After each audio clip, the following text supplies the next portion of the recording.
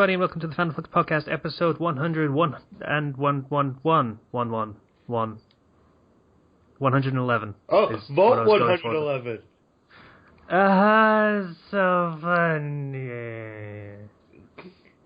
It's a coincidence if I tell you something, yeah. Isn't life grand? Okay. Hi, I'm your host, Casey, and with me we have Slicer. Hello. Zero. Hello, everybody. How you doing? And Kenshua. Hi, I'm Kenshi618, and dog meat will never be unwelcome in my party. Good for you. I can't kick him in the face, so it's a shitty game. Well, you can, right. But it won't do anything. No, you literally can't. I've shot him like a bunch of times. By accident, but... You okay. Melee him, I mean, that's what he means. You can, but it literally won't do anything.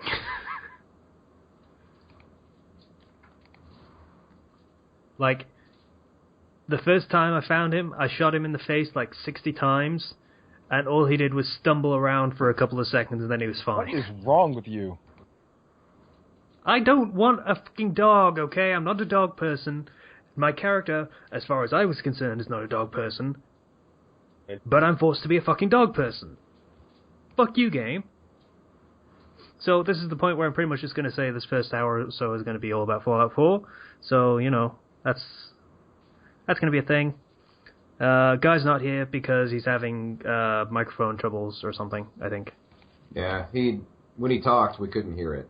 He could hear us, though, so it was weird. Anyway.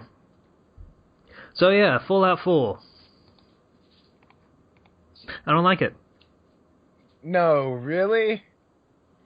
I could not tell. No, let me be clear. All the complaints I had would have been fine. Like, I could grin and bear it.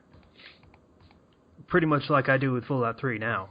But the thing is, the game itself is kind of lackluster.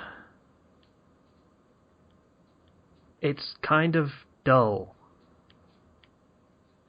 I got that feeling when I was kind of like staying in the it was really dull when I was first starting it because I was just hanging around the Minutemen and building on Sanctuary. But once you go out and explore, it quickly gets some more interesting side quests. I'm really hoping so. Because remember I told you the one with the milk of human kindness. Well, on the plus side, at least Casey knows what a Deathclaw looks like now. He does, yeah. First time I saw one. I've never seen one. That's crazy to me. No? Never seen one. I hope it was Let me be clear. I finished Fallout 3. I did not finish Broken Steel, so I never did that stuff, where you do have to go to old only. Well, at least I hope your first impression of Deathclaw was a good one. Yeah, it killed me the first time I fought it, so yeah. I've gotten to the point where I can just put on... I love the power armor. I just put it on, and I was able to kill the stray Deathclaw with just my sword. It was kind of cool. Like, I like the power armor in this game. I like it. I like that the power armor is a separate thing. It is not just an armor that you put on and you are God mode for the rest of the game. It is a finite resource that you can put on when you need the extra firepower. Yeah. Yeah, I haven't used it since because I can't find a fucking core for it to power the shit. I found 3. I have 9. I mean, there was one I could have taken, but I needed it for the quest for something else, so I had to leave it. Okay. Ken, there's one in that little truck stop that you go past when you're going from Sanctuary to Concord. There's a cave underground that has a fusion core in it. And there's one in the basement of the building that they're holed up in. The survivors, the Minutemen.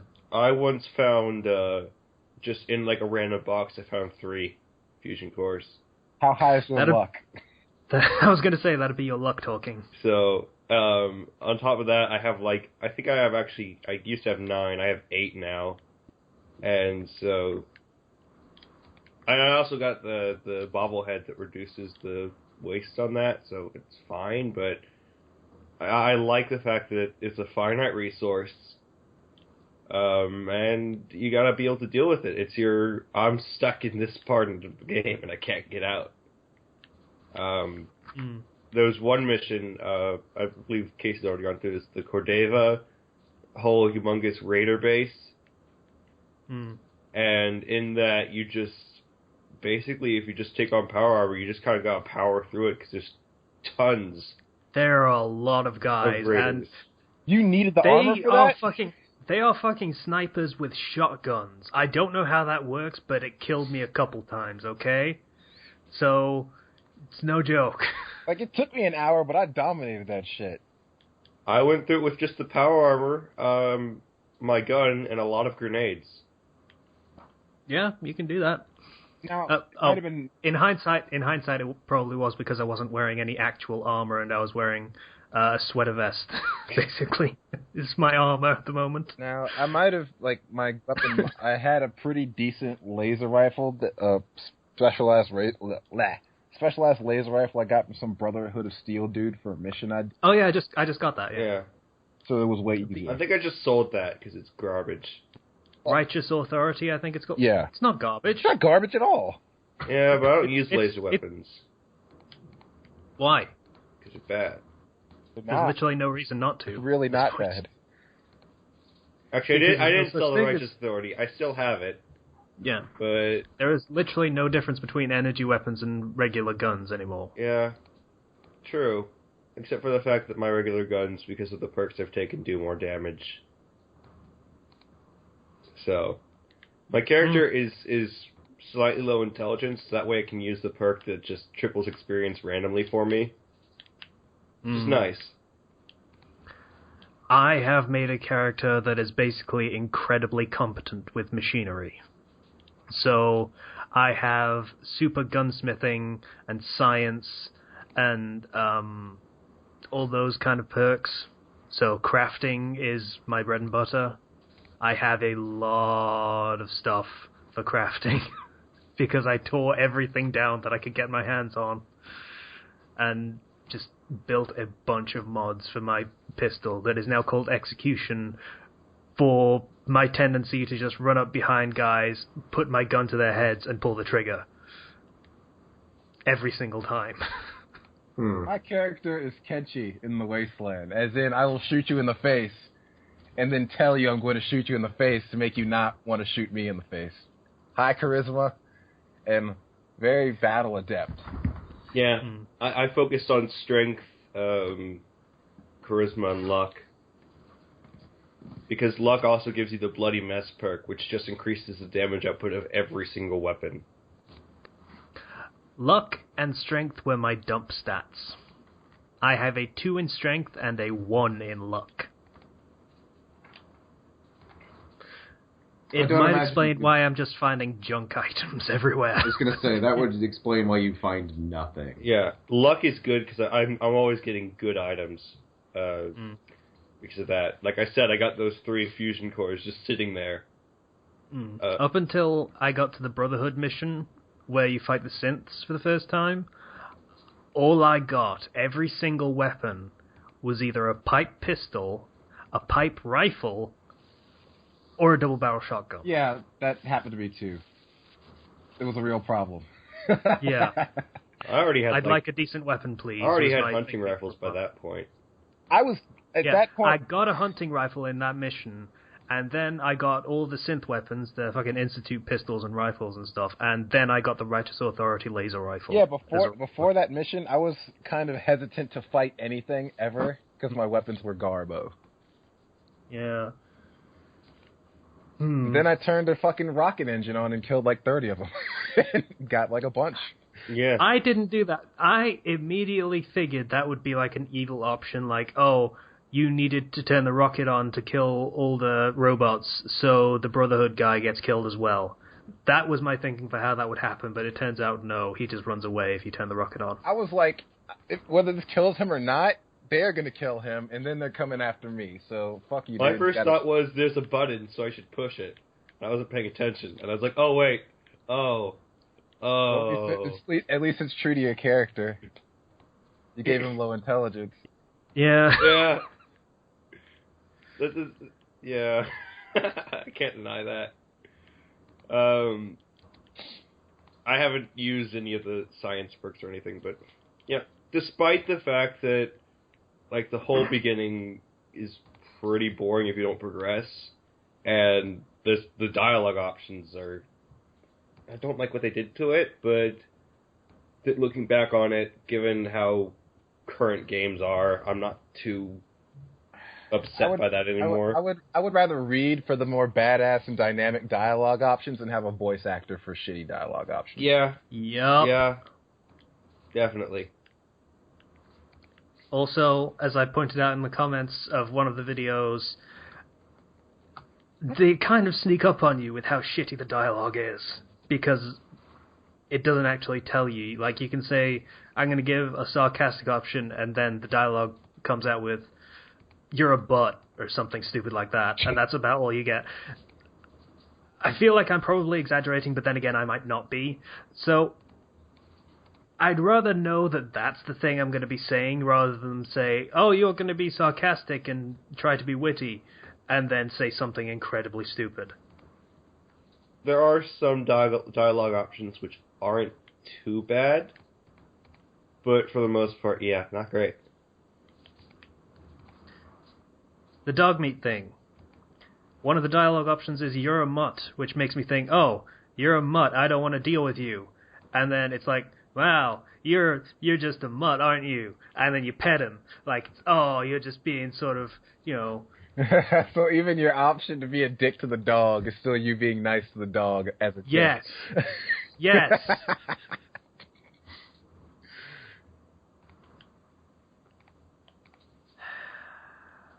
Like, they don't even try to give you player choice in this. Yeah. Like, they give you the option of joining the Brotherhood of Steel after the first quest dealing with them. You know? Yeah, actually... you can say yes or no. I know what you're about to I'm say. going to take a stab in the dark, and if you say no, he's going to say, okay, but if you change your mind, I'll be over here. And then you can do the quest chain later if you want to. Yeah. Because that's what Fallout is now. Fallout is now Skyrim with guns. It used to be Oblivion with guns, but then Oblivion with guns did actually give you some interesting options, and now it's just not doing that anymore. You just go along with the quest chain, and that's it. You don't get choices anymore, at all, in the slightest. Yeah.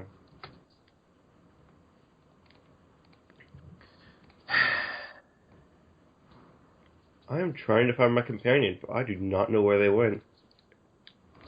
Because, like... They aren't on your map? I sent them to the castle, but I cannot find them at the castle. I don't know what the castle is yet. It's a place that you'll unlock later on. But I sent them to a place, and I cannot actually find them.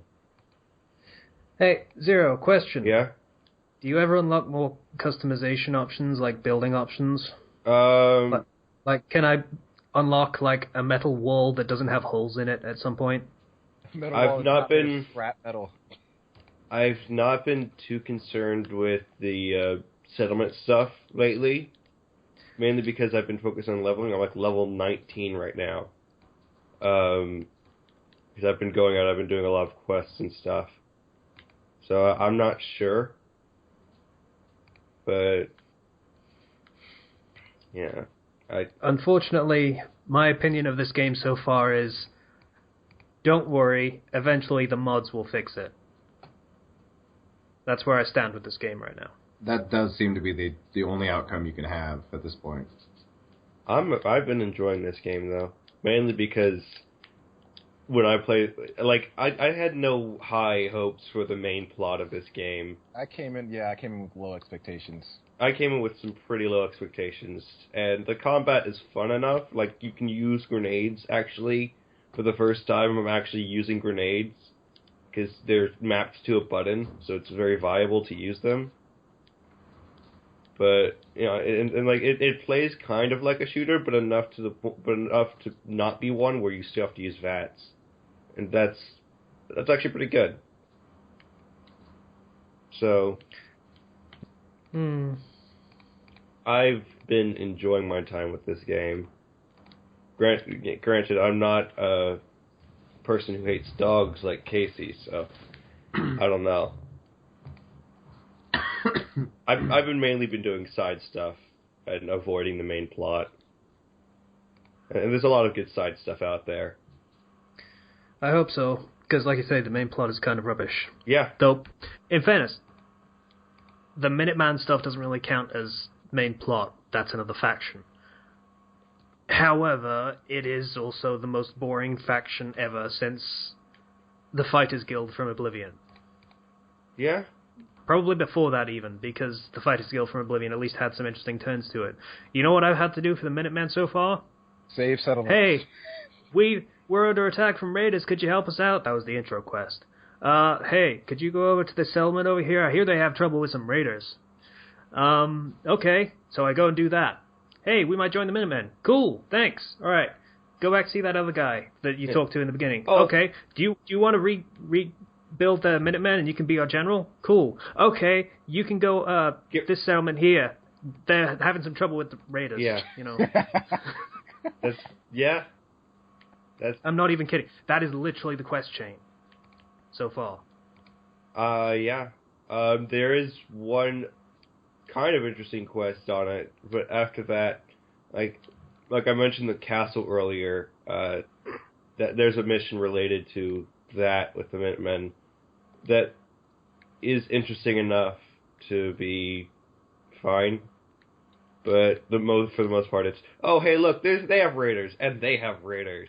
Let's go kill raiders now. Oh, wait, I know you killed those raiders right now, but there's some more raiders out there ready to be killed. All for you, General. Yeah. Hey. And then, eventually, there's Siamese twin raiders, because they put raiders in your raiders so you can raid raiders while you're raiding raiders. Speaking of raiders, you know that mission in, at the factory, Corvega factory? Mm-hmm. Yeah. I went exploring Lexington before that, and I wound up running into a raider with power armor and a fat man. Oh, yeah. Okay. And I spent like 2 hours trying to figure out how to beat him, and eventually just gave up because I didn't have any... I saw that guy in the distance, and I was like, no. Nope. I was like, I might want to get some of that. I didn't think he was as strong as... I just thought he had power armor, and I didn't know what he had on him to attack me with. The first time I tried to fight him was the closest I came to killing him. Isn't that usually how it goes, though? I mean, the first time is always the strongest, and you just get weaker and weaker. Yeah, every single time after that I tried to get him, it was just worse and worse and worse. 2 hours of trying to kill that son of a bitch. What the hell? You didn't think to maybe give up a little sooner? No, because the first time I didn't expect to kill him the first time, but I'd gotten so close the first time that I was like, if I do this a little bit differently, maybe I can kill him this time. Oh, yeah, fair enough, okay. That is not what happened. But there was even one, there's this, I found a unique behemoth, in Swan Lake, and his name is Swan. And, yeah, it's called Swan's Lake, and he's just sitting there in the water, and he gets up when you approach him, but I had the fat man with 2 mini nukes. So, yeah. Be careful with that guy. Because he still took 2 of those mini nukes and kept on chugging. Diamond City as a place is actually pretty good. I like it. I haven't been there yet. I thought you said you didn't like it because it felt small. It felt small, but then I realized there's more to the city than what I was just seeing. Ah, okay. So I looked around more, and I found that there was more to it. And so it's opened up for me now. Also, I'm liking the companions so far. I've gotten a few of them, one of which is the Milk of Human Kindness guy. Okay. But your companions do judge you for decisions you make. Yeah. Codsworth got really upset every time I picked a lock that I shouldn't have picked. Really? Yeah. So I was like, screw you. So I found this other... Wait, have you actually found incidents where you can actually steal things, like steal, and it's like part of the interface? Says if you open this, you're going to be stealing? Yeah. That's never happened to me so far. On the other hand, I found this other girl as a companion who likes when I pick locks. Like her affection rating goes up every time I pick a lock, and I'm like, yeah, okay, you're gonna be my partner from now on. But I cannot find her after I briefly dismissed her, and I'm so upset now. Well, that's not the scribe lady, right? That's no, that's she's in Diamond City. And the way companions... looks like I'm going to Diamond City then, because I passively pick locks. I don't even want to be at the door that they open. But like, just picking locks and doing a few quests to help people, and all of a sudden she admires me, and I'm like, cool. This is an easy companion to have. Oh yeah, that was the other thing about my character. I open everything. Everything. Like, I'm level 10, and I have expert lockpicking and hacking. Yeah, I just recently got master lockpicking. I don't have hacking. I suck at hacking in this game. They made that so much more difficult than it needs to be. Novus, it's a Novus lock. Screw you. It's not. Novice. Novice. Why did you just call it Novus? What the hell? I don't know. Zero does that a lot. Yeah. Gosh. No, you got it wrong, Zero. It's no vice. They don't like cigarettes or alcohol or anything. Yeah, no vice. No vanilla ice. But... really hates Ice Ice Baby. But I cannot hack. For what it's worth, I literally just can't. I'm bad at it. They really messed up the system for hacking. It's gotten more difficult.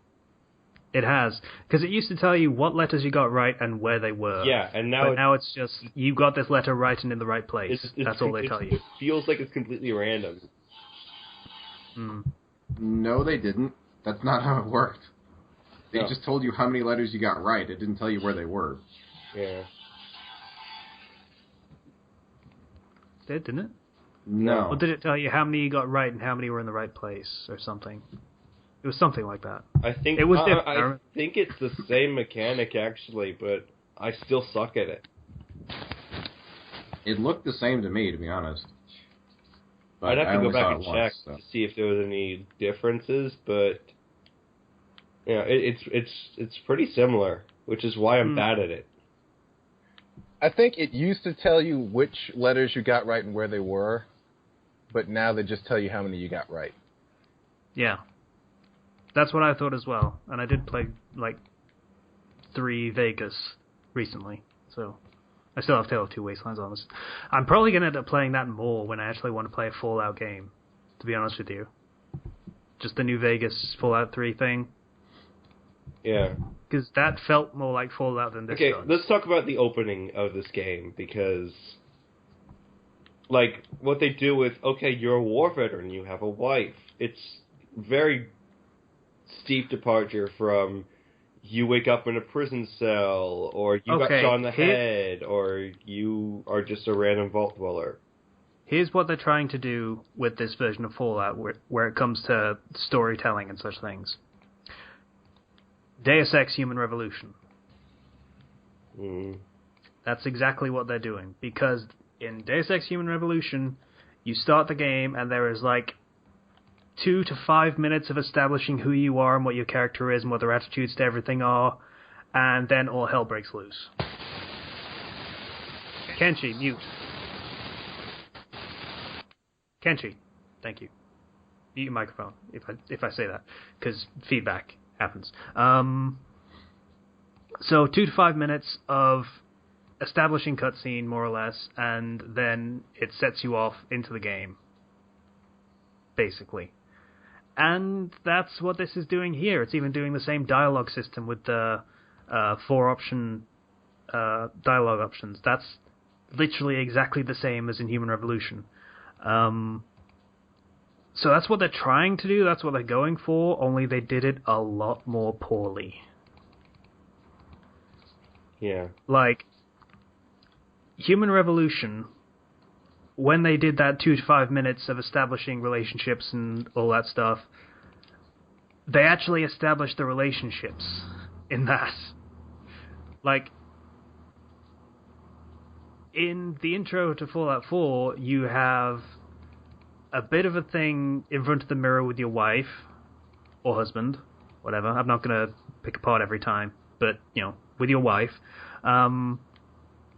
Then you go into the living room and talk to the robot, which says here's your coffee, and that's all it says. Then the baby cries, the robot goes off to help the baby. And the vault thing, hey, you need to go into the vault. That, to me, was entirely pointless. They didn't need to do that. They could have just had you spend more time like interacting with the wife and son and the robot, rather than spending time establishing, hey, you have like license to be in a vault. They could have just said as soon as you get to the vault, yeah, we can get into the vault. They didn't need to do the whole thing. It's pointless. But you know what I anyway, think they would have. You know what I think they could have taken if they wanted to be risky and they wanted to make an interesting sort of setting, is allow you to play, or at least have you play as a ghoul that was from before the war.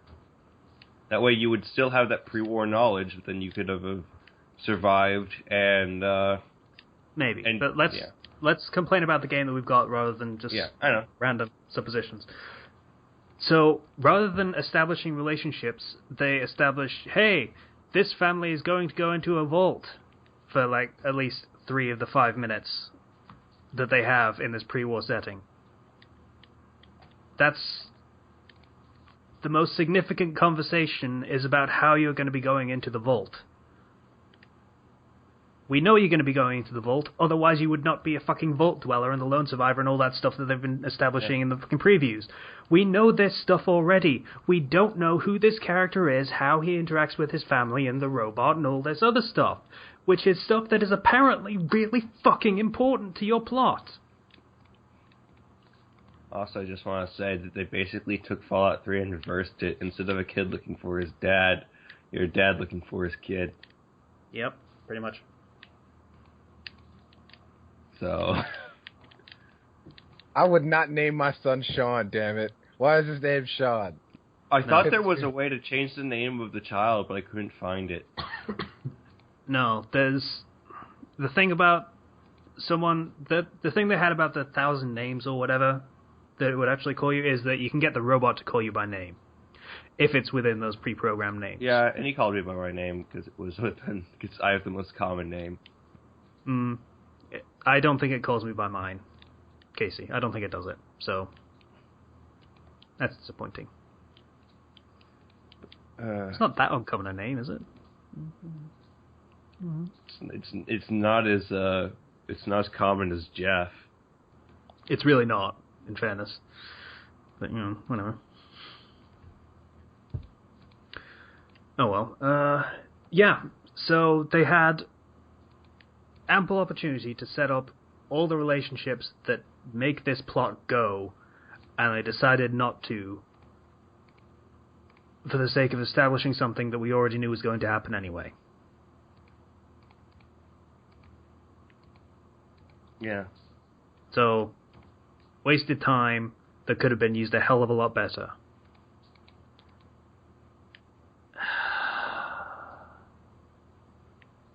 So then you go forward in time, 200 years, and stuff happens, and you meet the Minutemen, and you get power armor. Again, I'm still okay with the power armor thing. That's perfectly fine and a valid way to do it. Better than how they handled it in 3 in New Vegas, probably. because, like I say, it's a super suit for the sake of it, which is fine. But then the other thing happens. Yeah. So there are legitimate psychics in the Fallout setting now. Like, I've talked extensively with Zero about this, how it is now... There's not even any doubt you can asperse on this thing. She is a legitimate psychic, because you can go through the entire quest without saying anything about being from the past or that you've lost your son, and she'll still know about it. So, she is a legit psychic. There are legit psychics in this game. And it's not like, oh, if you take enough chems, then yeah, this is a thing that can happen to anyone because pseudoscience. No, this is just her. Because there's that Corvega factory. I was about to bring that up, yeah. Yeah, there's a raider who knew this psychic lady and knew that she took a lot of chems to make it work. And he tries to do the same thing, and it doesn't work for him. Or anyone else he tries to get it to work on. So you can't even put this on pseudoscience. This is just a magic lady. A magic plot fucking engine lady is what she is. That's it. Who wants a chair? I still haven't given her a chair. I still haven't. She can stand for all I care. Like, when she first asked, I just, like, made a fucking airport or airplane chair because the option wasn't available to make her a chair. Yeah. So and like, she won't sit down in it. Yeah, she wouldn't sit down in it. I'm like, it's a fucking chair. It's probably more comfortable than what your actual fucking chair is. Sit in this chair and give me more psychic information, bitch. But she didn't. Yeah. So, she's magic psychic lady who puts you on the plot rails. Although after having played far enough, her little oh, you're gonna do something big thing is nothing more than oh, hey, there's a big storm coming, but it's not like it's something that gets brought up a lot from what I've seen. Yeah, but the thing is, but the fact that it's there is annoying. It's there,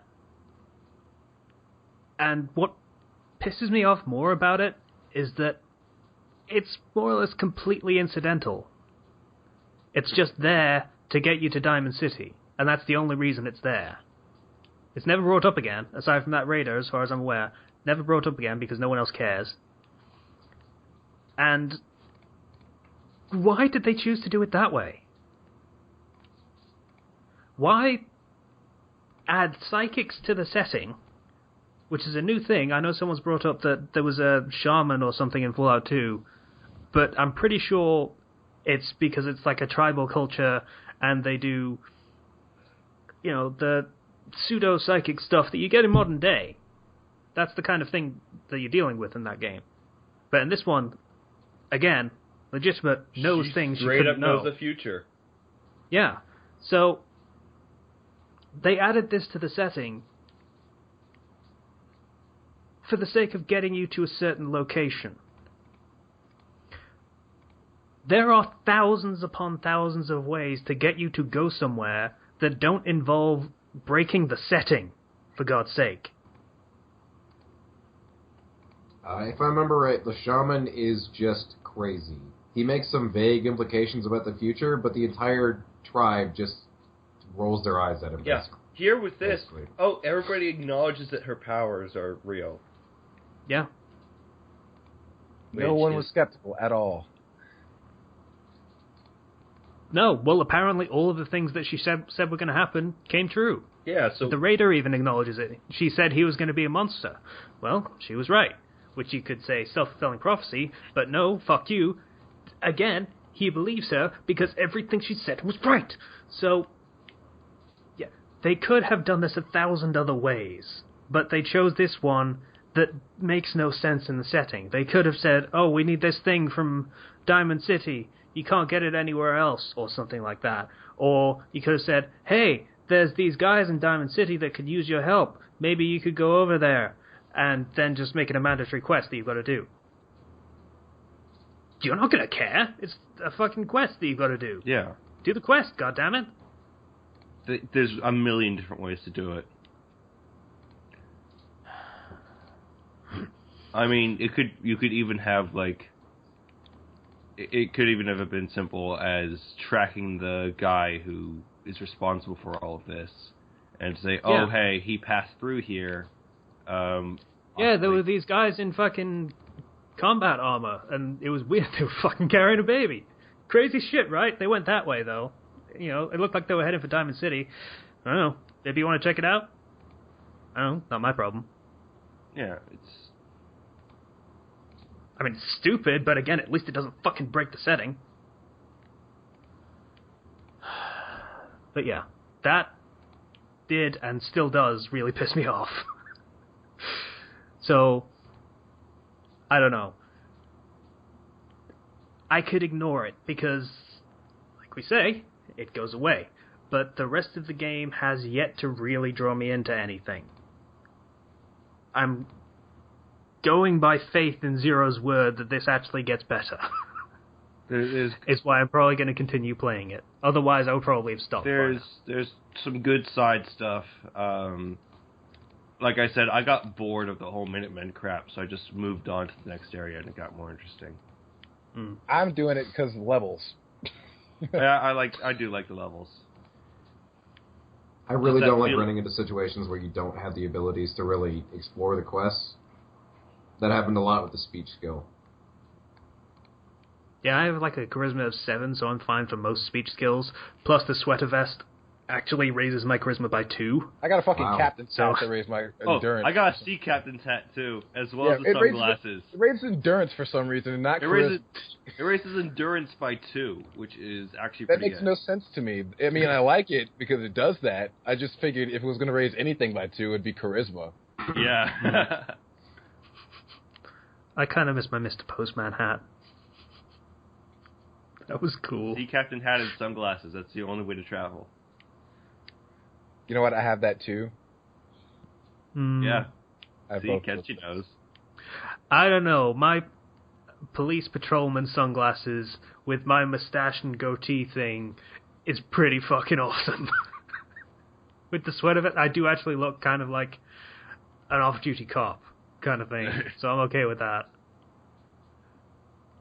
Yeah. I mean, aside from the obvious problems with the main plot, which, let's be honest, we all knew were going to be there. Yeah. We talked about it extensively, that it was definitely going to happen like that. It is an enjoyable game. So Zero says. Is what I've gotten. I'm still playing it. I'm playing it right now. Yeah. I like open worlds. I like being able to go around and explore them, and I like being able to kill stuff and level up. So. Okay. Let's talk about another aspect of the game. Because, like I said, it's going to fill an hour, so it's going to fill an hour. The skills thing. Yeah. Basically, the level up thing. Slice is not crazy about it. Not really. I'm not crazy about it either. Well, they changed it so that everything was a perk, basically. Pretty much. But here's the thing with that. It's no longer a big deal to level up. Yeah. Like, if you level up, you check a box. And that's it. That's your level. Yeah. I do miss the skills. It doesn't feel as significant. It doesn't feel as significant or like you're building your character so much. It just feels like, oh, I want this ability, I'm going to have it. Whereas if you have a skills list and you can put points into it, it's like you're putting priority into learning things rather than just, I learned this, grab it, take it. Now, to be fair a little bit, I think improving like the base stats, like your strength and endurance and charisma and perception and agility and all that shit, does like improve things that would have been skills. Like improving your agility would improve your stealth. Yeah. Improving charisma improves speech and such things like that. Yeah, but it's more integrated, and yeah, it's simplified, but still, like, I do miss those skills because I miss like this Fallout 3 for what it was. You know, it had a lot of problems, but the skills were interesting, and you had each individual element to look into and to work towards. But now, for example, like a lot of the perks just being things that would be skills. Like, I can get master lockpicking a lot easier than I would have in Fallout 3. That getting your lockpicking to 100 would take you the whole game, a good few hours at the very least, and that is just mainlining the lockpicking skill. Whereas with this, you just get it as soon as you're like, what, level 17? Yep. That's a good guess. So, yeah, you just level up to 17 and then boom, master lockpicking. It's not even a big deal in this game. It's really, really easy to do. I don't know, that doesn't feel as significant. That is the highest ability you can get in lockpicking, for effectively speaking. Yeah. The highest you get. And it just feels like a thing that you would do every time, because there's no reason not to. Whereas if there's the skills involved, then, I don't know, maybe you want to prioritize guns because you want to be able to do decent damage. Whereas in this game, you do decent damage anyway. I know for a fact because I haven't done any of the weapon damage improvements perks. I just haven't done it because I've done all the customization and building perks instead. So it makes the difference. Every character is basically going to end up being built more or less the same. You're going to have a specialization in weapon use, like you're going to be melee or you're going to be guns, and that's pretty much it. But that's about it. Everything else is going to be more or less the same. Yeah. At the very least, the final ranks of each perk grant something super special. Yeah.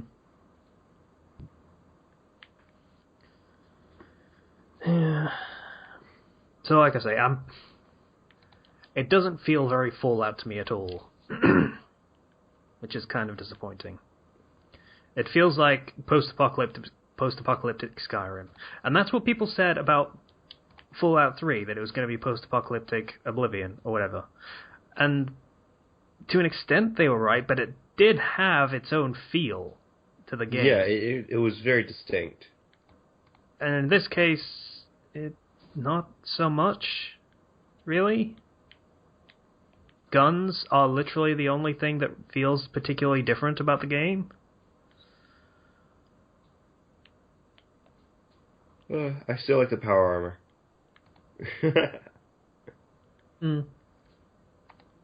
Like, yeah, but the way a lot of people play video games, if it's a finite resource, they don't want to use it. Yeah. Just in case they need it for something else later. I use it whenever I know there's gonna be an area with a lot of enemies or a big enemy like like a behemoth or anything. That's when I pull it out. I'm not being as hesitant as I normally would because frickin' I want to use it. Yeah, like I'm probably gonna end up waiting until I have like 10 power cores before I actually end up using it for anything. Yeah, having a few on hand really helps.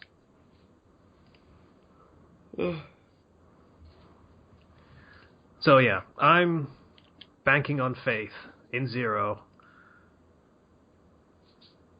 that this game is going to get a lot better. Because if it doesn't, then I'm just going to wait for mods to make it better.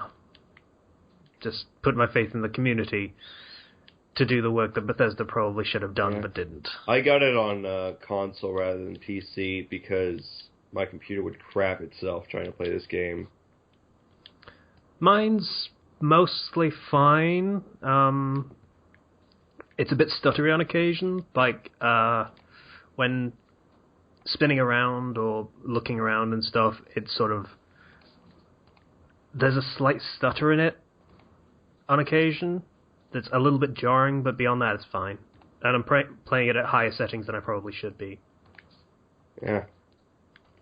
Like, I could not play this game with mods if I wanted to. As far as I'm aware, they're supposed to be bringing mods to the console. So, see how that turns out. Like, they won't be doing anything visually because, the consoles would shit themselves. But they'll probably add some content stuff, things like that. Maybe tweak some of the gameplay a little bit. That'd be nice.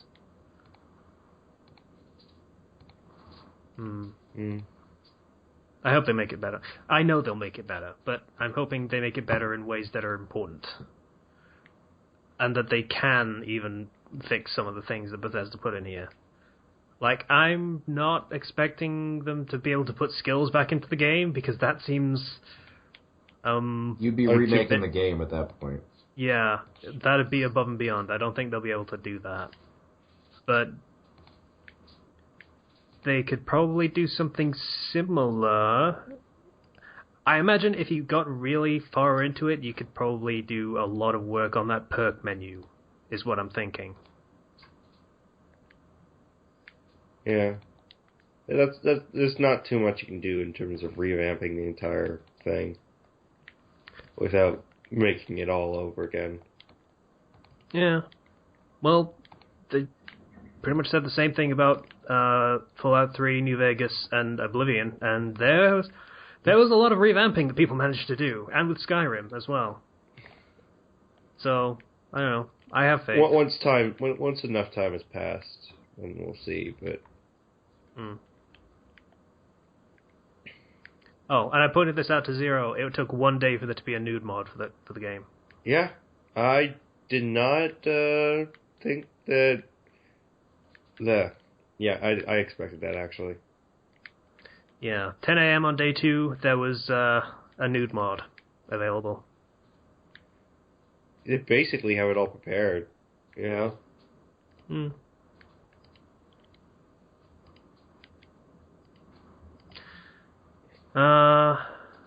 Anyone else got anything to mention about Fallout 4? I still can't find my friend. I don't know where they went. And I have no way to check where my companions are. That should be a mod that they'll include. Because I sent them... Actually, if you were playing on PC, you could open the console and get them teleported to you. You're lost. I really hope they didn't die or something, because that would suck. Can your companions die in this game? No, but they might be glitched out through something and thus die. Because I won't be able to access them. You mean they literally can't die? I have not had a companion die, so... No, they could just be incapacitated. They go down, but you have to use a stim pack to get them back up. Yeah. So that you can't just use them as a meat shield. Okay, so you can't even kill them yourself? Because that was a thing you could do in Skyrim, at least. Skyrim was, notorious for not letting you kill people, but you could kill companions by shooting them when they're down. Or hitting them when they're down. I have not hit my companion when they're down, so I wouldn't know. Well, most of us don't hate ours enough to try and do that, so we don't... I know you can't kill the dog from experience, but I'm not sure about any other companions. I think Zero might be looking it up. I'm not.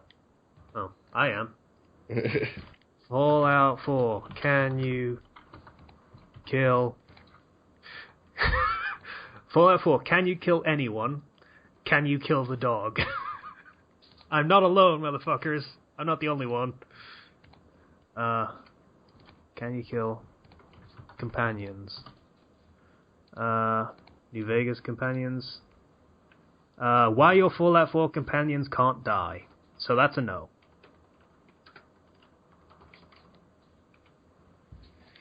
Yeah, that's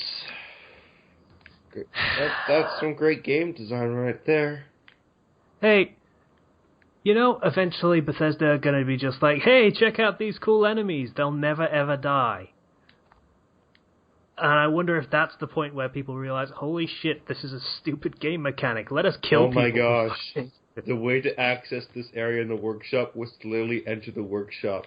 In this area that I have as a settlement, I had to enter the workshop and then just scrap this blockage of this passageway. That's how I gained access.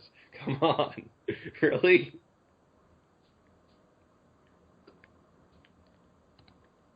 There's like a blockage of this tunnel for this quest. So you have to literally tear down the wall, is what you're telling me. In the workshop. And that's how you gain access. How are we going to get past this? Don't worry, I have magical scrapping powers.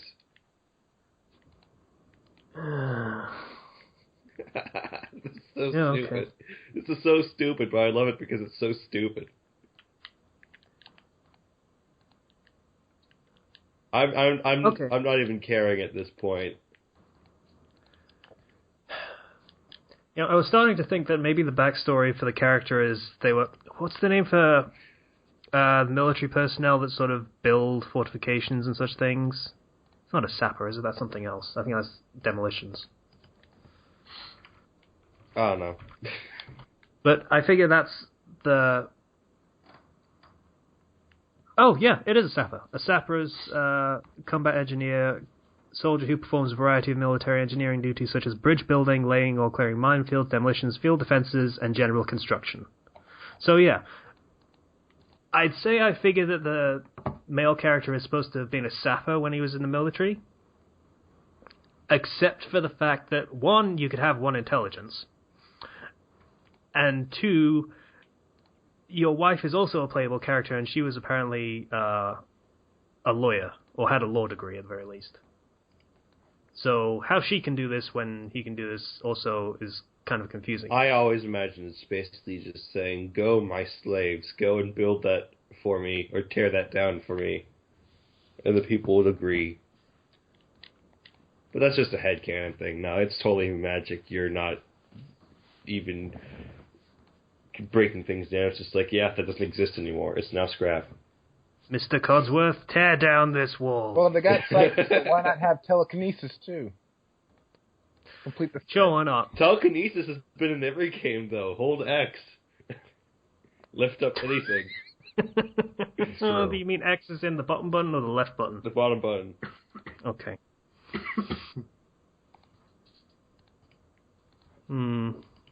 I don't know.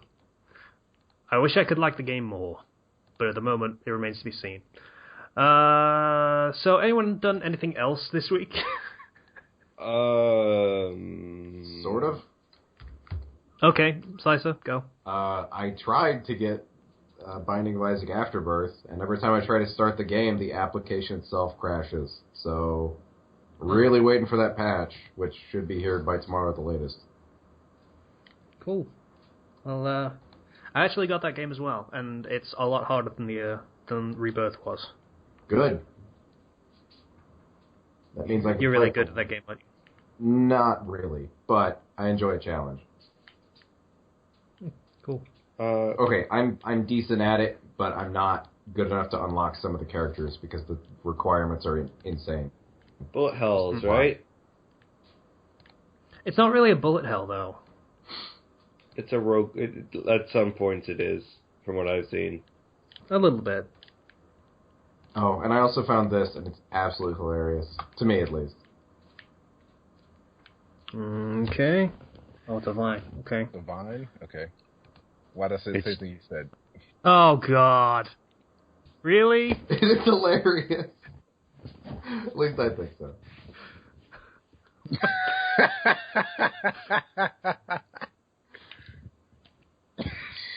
Oh my God. Okay. What? Can we link that? Should we link this? I don't know. I'm trying to decide and I can't. I'm just watching the video. I don't think we can, no, unfortunately. Thanks, Japan. Yeah, so it's a vine of, is it Dakimakura or something? No, it's a mouse pad with It's a big mouse pad. Yeah, it's so big and round, and it's like out there. It's a character from Super Sonico, the blonde one, and it has a butt. Like, yeah, she's wearing a fundoshi, and the butt is 3D. So, yeah, it's just a repeating 6-second video of a guy fondling the butt. And then smacking it. And then slapping it. Go buy this slicer for the details on the link. Yeah. Sure. He can link you if you really want to see it. I kind of regret seeing it, to be honest with you.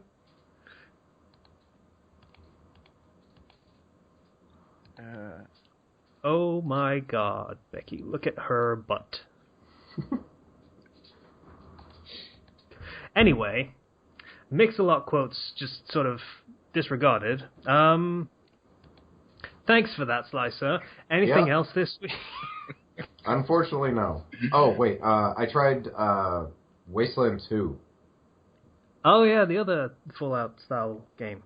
Yeah, that was as close as I could get. And one, my computer doesn't run it very well. It does kind of lock up on me. I don't know, every few minutes. It's not too bad, though. But I was getting used to the combat. I was doing fairly well.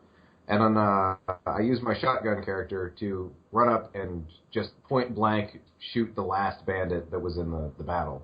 I missed. When you use the shotgun character, you get a spread. And the entire enemy character was in the spread. And I had, I don't know, it was like 81% chance. And I missed. And then I uninstalled the game. Because fuck that. Slicer gets really mad about percent chances. I've noticed this as time's gone on. The thing is, if I can land a shot, I should expect a video game character to be able to do it. It's mostly, it started with XCOM, where they're, professional soldiers, and I'm just a random kid with a shotgun that hunts legally. Yeah, so that irked me, and it's kind of carried with ever since. Okay. If you say so. Yeah, okay. Anyone else got anything else for the week? I was reading Twisted Reflections, that fic. Okay, well that's a recommendation, we're not there yet. Other than that, I had a midterm the same day that Fallout 4 came out. Oh yeah. Which was really hard to deal with. And the game, I was starting to study and I couldn't stop thinking about, oh man, the game's in the mail, it's gonna arrive, and it arrived an hour and 20 minutes late as I had to leave to go to my midterm. Yep. Lovely. And so, guess who finished their midterm really fast? Okay. But, other than that, it's been a pretty relaxed week. I know the feeling. I've been off all week, by the way, to clarify that statement. Yeah. It's my week off. Of course it is. Yeah, and that's it for me. What are you going to do with the rest of your week anyway? You going to keep playing, or? I guess so. I mean... We took the week off to play it. Yeah. I'm just guessing. I didn't know that was why you did it. I was just assuming that that's what... Well, yeah, I was going to record the thing because I thought it'd be fun and interesting. And it wasn't. So, yeah. And we finished Pokemon, so we got nothing to do on Saturday. Yeah. True. By the way, everyone should watch the finale that came out yesterday. I'm saying yesterday for when this releases. Yeah, it has the best ending we could ever come up with, ever. Screw you guys. It's just so fucking perfect. Screw you guys. Fucking fantastic. I love that coughing now. Yeah. Growlithe. Get it right. Screw you guys. It's supposed to be so favorite much Pokemon. for that ending. Okay, fine. I'll call it Growlithe now because it earned its name. Yeah. Oh yeah, it sure used a fire attack, didn't it? You freaking... Well, there was fire involved. There was fire involved. Yeah, there was. Wasn't... Just go watch it. I won't even say why I'm so upset, but... Okay. Kenchwa, anything to add? Let's see. What did I do this week? Other than getting sick, updated less than 0. And I got Call of Duty Black Ops 3. Have not played it yet because Fallout. It's a good reason. Well, it seemed it at the time. Yeah, I don't play first-person shooters by myself. I need a crew. Yeah, and everyone else is playing Fallout, I guess. Well, that and I operate at odd times compared to the rest of my friends. Oh, yeah, because of the whole morning shift thing. Yeah. Yeah. And that's about it, pretty much. Why the heck is Mama Murphy still hitting this wall with a hammer? Every time I go see her, she's just hitting the wall with a hammer. Looking like she's fixing something, but really probably just making dents in the wall. Yeah, they tend to do that. Like, they'll just hit the ceramic panels of the fucking houses, and it's always the ones that aren't broken in any way. Yeah.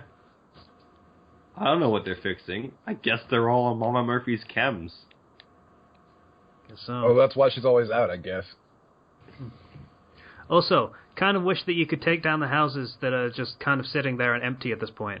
Yeah, that would be nice. Like, it's supposed to be fully customizable, but I have these bombed out houses that are just kind of sitting there at this point.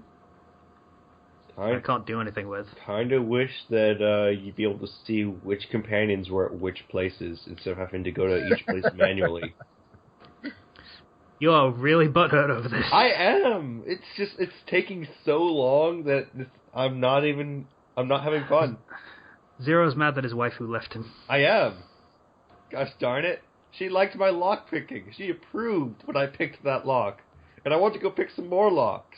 But I don't want to waste. I want to be efficient. Because they get perks when Honey, they their friends. Come back. I got some locks to pick for you. Zero wants to impress his new girlfriend with his mad lock-picking skills. Exactly. She really seems to enjoy it, though. Yeah. She's like, absolutely not faking it for the sake of his ego. Oh, man, look at you. She likes the truth, and I am exposing the truth to everyone by opening locks and stealing what's inside. Okay.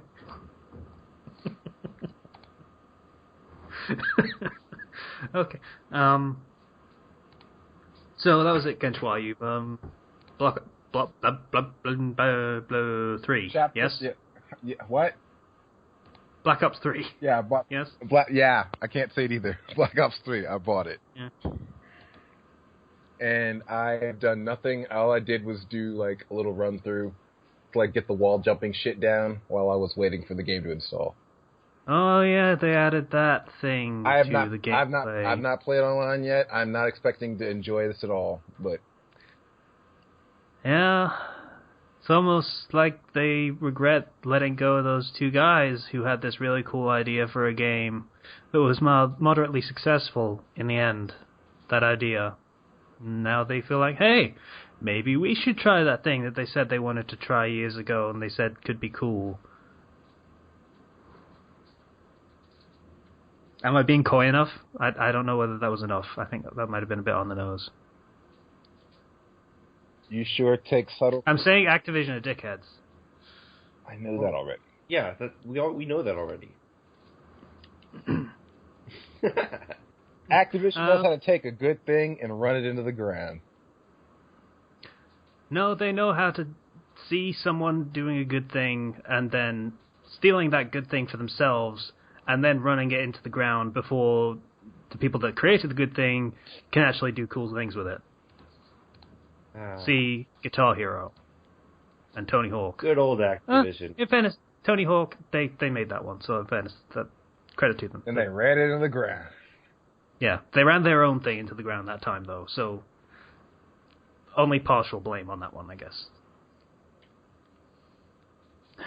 Congratulations, you only ran your own thing into the ground. At least you didn't screw over anyone else. it's a step up in their book. Yeah. Yeah. So I think that's all of what we're doing.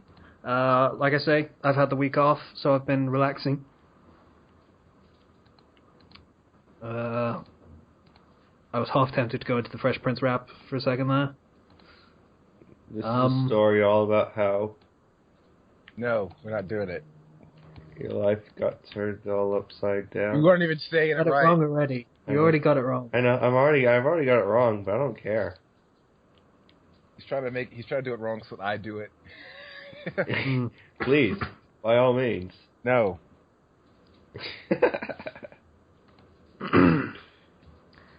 So first topic. Well, second topic. Cerebus syndrome. So, this is the thing where you have... I think this is pretty specifically when you have a happy, upbeat story, usually humor, where everything's great and stuff, and it's all played for laughs, and then all of a sudden either reality ensues or things get dangerous or something along those lines. And everything all of a sudden gets kind of real. Yeah. So I was writing my original story, and the first chapter is kind of more silly, but then everything after that's not turning, as I'm writing it, is not turning out that same way, with that same comedic tone. It's still funny, but it's just there's a tone shift, and like I've seen a lot of stories where there is just a pretty sharp tone shift at some points. What's your guys' opinions on that? I can't do it simply because I have a tendency to put stupid jokes in all the time. I can't help but do it. Like, I cannot help but do anything really stupidly sad and depressing, even when I'm trying to do humor. Yeah, do you know how many fics have humor tags? Do you? Like every one of them, yeah. Everything starts, everyone wants to write something fun, and then as they start to write, it starts to get not so fun. Okay, Whitest Man in Skyrim, in fairness, does not have the humor tag. But It the Astounding probably Naruto should. Fox has a humor tag. I wrote a funeral in the third chapter, okay? God damn it. The fic doesn't have to be 100% comedy. I mean, it can have sad moments. Game of the Year edition, humor. In fact, Cosmic Horror Pokemon remained a humor story for all of its one chapters. So It did, yeah. that's the only time I've managed to pull it off. Congratulations. God damn it. I can't write things that are non-serious. I need to put serious elements into stories. Yeah, I can't. I'm the same. Like, it just... Because it's more fleshed out. It's a lot easier to write with the characters and everything once you've had... You know... Because otherwise you just have to make all the characters a lot more shallow. You can't have the good times without having the bad times as a comparison point. Yeah. Otherwise, it all just starts to feel samey and dull. So, what about bad examples of this? Where... I can only think of one example in its entirety, and that would probably be fucking Hitman Reborn, which was an anime and manga that was like... Oh, yeah. It was a gag story for like the first 25 chapters, and then they realized it was kind of shit, so they added some darker elements to it. Oh. And it wasn't good, but it wasn't bad either. I think the darker elements will manage to sell it to a lot of people, actually. Yeah, I mean, the jokes were absolutely fucking terrible when it was trying to be funny. Yeah, so. and then they're like, oh, wait, you know this silly transformation? Now it's become a super powerful transformation, shown in style. Also, now he doesn't have to be naked every time he does it, so, Yeah. you know. Oh, I say naked, I mean in his boxes, because for some reason his boxes were flame-proof or something. Yeah, something like that. I just killed a giant robot and I get 2 fusion cores. And anyways. Okay, I'm starting to regret the whole 1 luck thing, because fuck you, Zero. Well, the robot, I think, was you can improve your luck. You can, yes. That's you want. I saw like an article before I played the game where it's like, one of my greatest regrets was not having luck higher. And I was like, well, I guess I'm putting luck higher.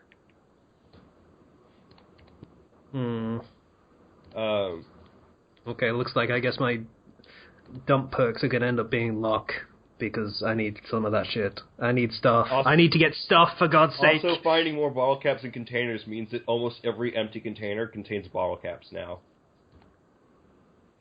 I don't want to go into a fucking safe and find another goddamn telephone. I need actual stuff. You got a telephone in one?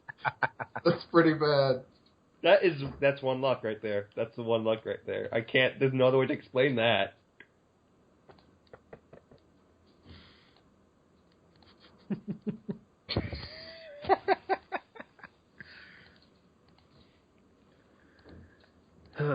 Okay, anyways, tone shift. Yeah. Anyway, tone shifts. For example. Yeah.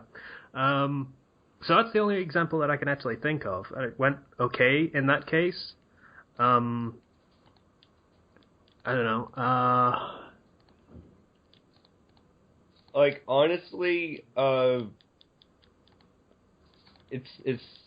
prefer it when it's something that's silly, can take itself seriously and get more serious later on. I'm fine with that, but if you have something that's serious, have an unexpected silly turn, or like I kind of want to say this. Gosh darn it, I can't. Yeah, say what I'm trying to say, but I don't know. There are moments when you can have the serious thing all of a sudden go a bit silly, and it's fine. Like, for example, there was an episode of Angel towards the end, which is a series about, the supernatural, and everything's miserable most of the time. And basically the message at the end of the show was, you can't win against evil, but, it's the trying that counts, or something along those lines. And one of the episodes towards the end of the show had Angel the vampire turn into a puppet. Like a Sesame Street style puppet. That's silly, but... Yeah. They had a fight scene with Spike, another vampire. And it is one of the most hilarious things I've ever seen. So... Yeah. But you can have moments where the dark and miserable thing goes silly, and it can work. I don't like it, however, when you have things like you remember the Teen Titans show? Yes. It had its serious moments, and then they did a reboot of it. You don't mean Teen Titans Go, do you? Because that's not a reboot of it. Or not a reboot, but it's more of a continuation of it, technically. with how they've been treating it. With how they've tried telling anyone. I know, but that's how they've been treating it. I feel the desire to strangle you, so yeah, I can confirm that. And honestly, like, I like tone shifts when it's a nice little, okay, this is a little bit different, but it's still fun. But when they do a tone shift and it ruins the seriousness of a series or something, and it overstays its welcome. Yeah. I don't know. That's just what I've been thinking.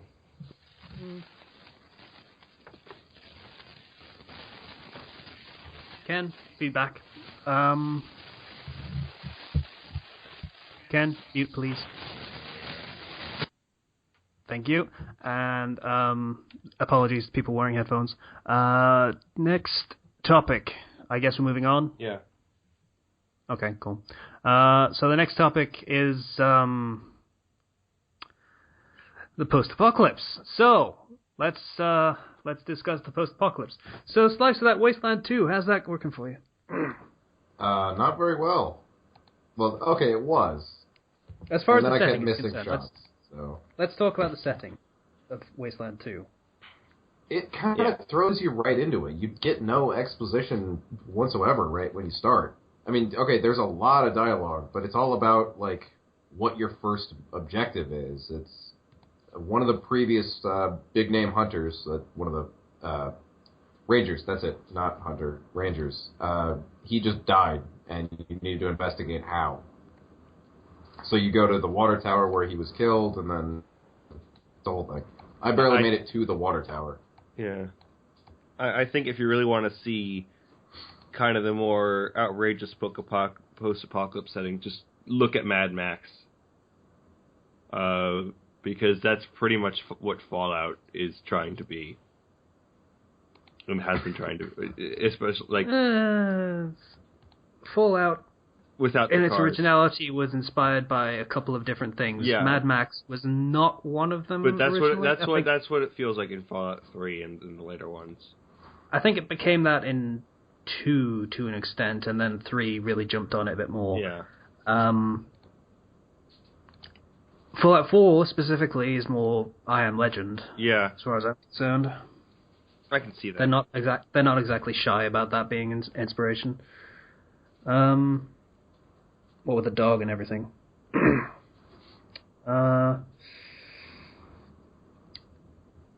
Okay, let's get on with post-apocalyptic settings. Sources of conflict in post-apocalypse. Resources. Yep, that's the main That thing. is what you jump on for those kind of settings. Resources are the most important thing because in a post-apocalyptic setting, they're going to be scarce. Whether it's a nuclear apocalypse or a zombie apocalypse, you're always going to find struggles over resources. Because the infrastructure that used to handle them for people is now gone. So water purification is a difficult process. Growing and harvesting food is a difficult process because there is no longer the structured through line from production to transportation to retail to the table. There's no fucking word. Anyway, there's no set method for that to go through. So you have people scavenging for food. You have people fighting over food or water. Tons of bandits, raiders. Everybody wants to survive just another day. I complain about the raiders because it's really weak source that it's just raiders and that there's no explanation beyond raiders.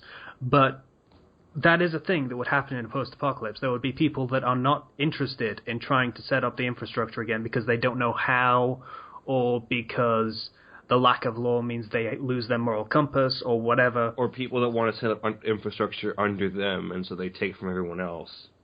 Yeah.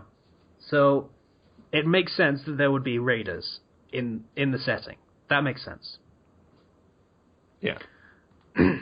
Likewise, there would be charismatic individuals that start their own factions that will gather people under them who have an idea of what they're doing, and they will develop their own game plan for what they're going to do going forward.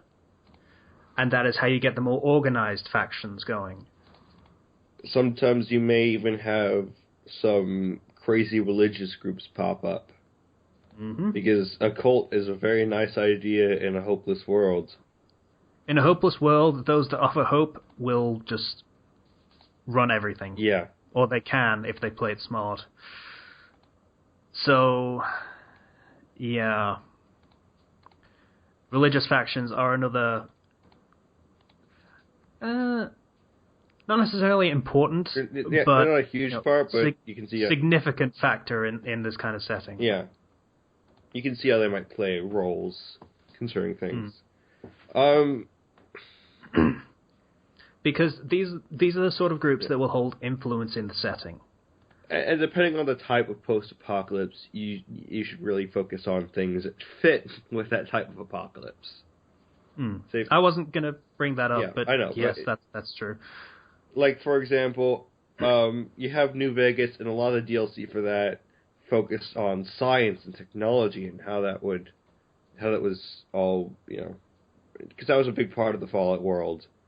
And in New Vegas specifically, again, that entire game's plot was about resources. Yeah. Because the main point of the conflict was over Hoover Dam and the production of electricity. Yeah. So, yeah. And then Fallout 3 similarly went for water, which is, the sexy resource. It is life-giving water and waters of God and all that crap that they went over in Fallout 3. Yeah. You were saying? But, gosh, I just forgot what I was trying to say. Sorry. Oh, yeah.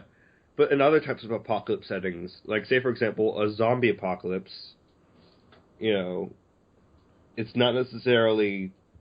There's not going to be too much high technology type stuff. People will just be using whatever they can find to kill zombies and to move onwards to try to just survive the next day. And more often than not, you'll find, for a zombie apocalypse, you will have people basically looking for other people. Yeah. Because people plus people equals manpower, and manpower equals the rebuilding of infrastructure, which is a goal in these settings where everything's gone to shit. People want to find other people so that they can help them put things back together into some sort of order to make living easier. I mean, sure, you might have some people who think it's easy to be on their own, but a majority of people are going to want to group up so that they're not taken out as easily. Yep. And this is how the factions are created and how the influence is gained, because one of the most interesting things about a post-apocalyptic setting is that everything is gone. All the infrastructure, all the power structures, all of it's gone, so all of it has to be rebuilt. So you can have these stories of people building their own fiefdoms, more or less, and building their own power block in the setting, which it kind of can't happen in a modern day setting or in any setting where there's a structured society in existence. Yeah, but chaos is... That's it. Society is there, but when chaos rules, you can have people building things from nothing, which is an interesting story in itself. Yeah. And, depending on what type of direction you want to take it, you can have it where there's large, crazy, powerful groups, and you can have, structured settlements of people who just make it day to day, and you can have traders, and you can have, traders trading and merchants and whatnot that wander these vast expanses by themselves in a post-apocalyptic, nuclear apocalypse setting. And there's some, what other types of apocalypses are there? Because I'm only thinking of zombie apocalypse and nuclear apocalypse. Well, there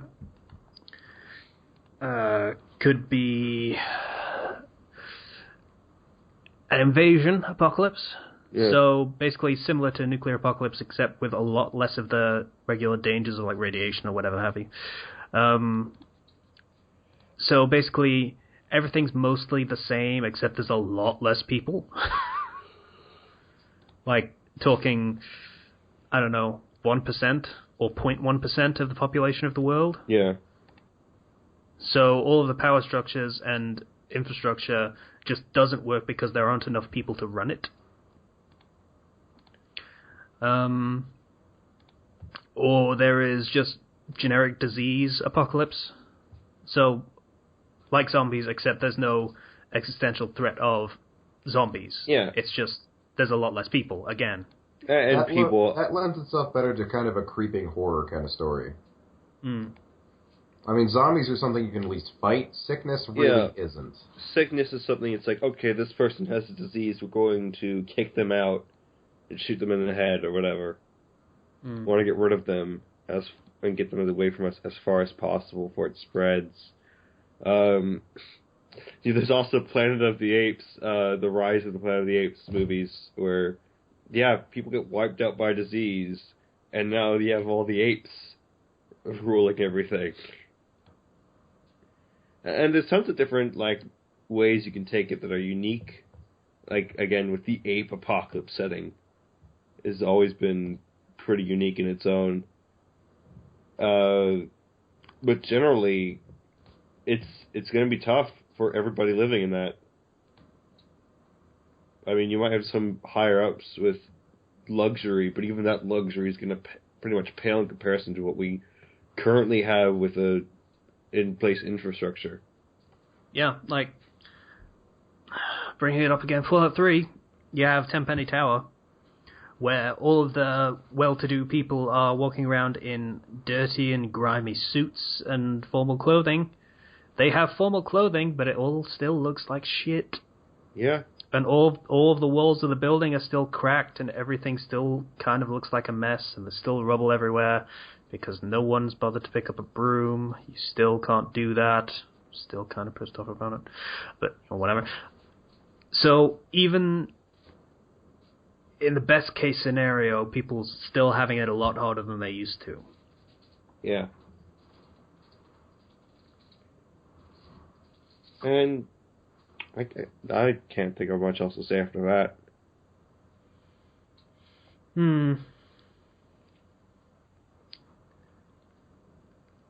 Yeah, that's pretty much it, I think. Anyone got anything else to add?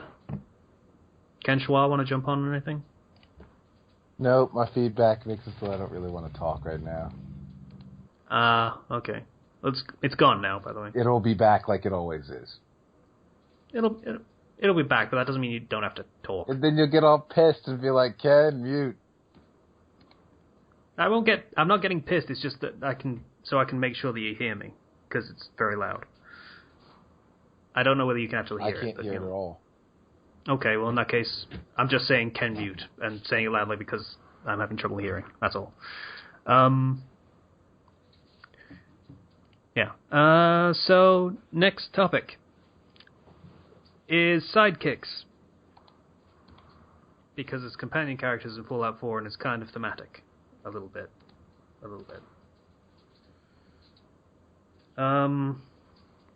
Who wants to jump off of sidekicks? What do we think of, No, I got nothing. Who wants to jump off of sidekicks? Well, I mean, we're doing Fallout, so what's everyone's favorite companion from, I don't know, any of the Fallout games, really? Dogmeat doesn't count. It's too easy. In 4, I only have Codsworth, and I don't count the mongrel. I don't like Codsworth because every time I play with him, he kills me in some way because he's stupid. What? But his flamethrower is really fucking weak sauce. How is he killing you? I don't, like, every time I bring him with me, I die. It's only when I bring him with me, and I'm pretty sure it's his fault. But when I don't bring him with me, I never die. It's great. Zero, be honest with me. Are you synthist? He's not a synth. Well, I don't know. Maybe I just can't tell the difference anymore, Zero. If he was a synth, he'd look like a human. Gosh darn it. He's a Mr. Gutsy model. That's a good point. Why do they have a Mr. Gutsy model for the fucking household? Because they bought him online. They have his box in the opening. They just got him. Is it actually a Mr. Gutsy or Mr. Handy? Or Mr. Hand. No, it's a Mr. Handy. They have the fuel and stuff, and yeah. It's not actually Mr. Gutsy. But he acts like one. Because some fucked up shit happened. Like, let me tell you, let's sidetrack real quick. I went to, like, some place to the east of Sanctuary, like far east, or fairly far east, where it's like this little town that's run entirely by, like, the robots. Oh, like robots. Yeah, I found that. Yeah. If you manage to, you got to make sure to go to the director first. Otherwise, the robots just go insane when you talk to them. Yeah. Here's the thing. I didn't do that.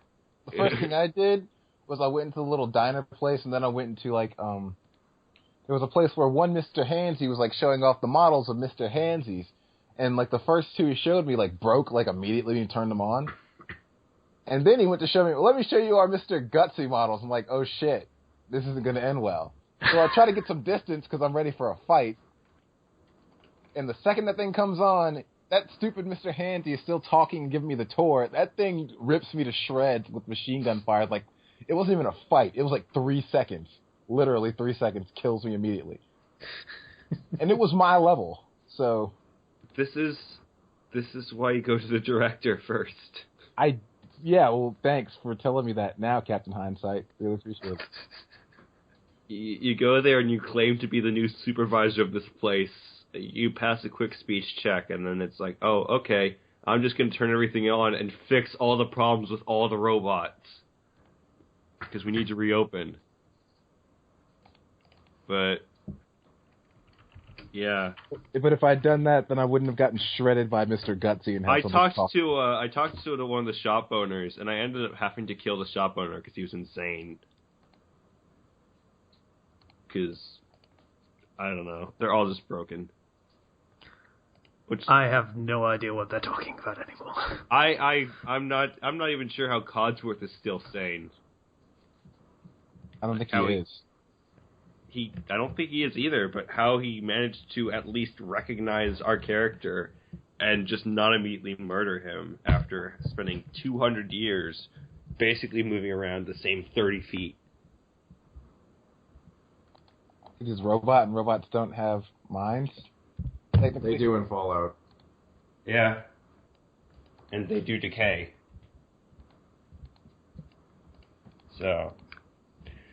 Anyway, sidekicks, gentlemen. My favorite sidekick from Fallout is it's the ghoul, the Mexican ghoul. Oh yeah, Raul? Yeah. Vegas. Yeah, Raul. Raul the ghoul. Oh, what was... Well, okay. Special shout out to, I think her name was Christine from the Dead Money DLC for reason. And what was the name? Dean Domino. Oh, yeah. Fucking Rat Pack looking ghoul. That guy was cool. What about Butch, guys? Do you like Butch? Fuck No. Butch. Tunnel snakes suck. Tunnel snakes rule! I mean, I like their clothes. I steal their clothes like every time I run across them. Yeah, me too. Well, yeah. But fuck the tunnel snakes. I'm dressed like a tunnel snake in 4, like right now. Like I'm wearing this shit. Do you realize that they basically reinvented greaser culture inside the vault? Yes. Yeah. Because they didn't know anything about that when they went in there. It's just came up with it again.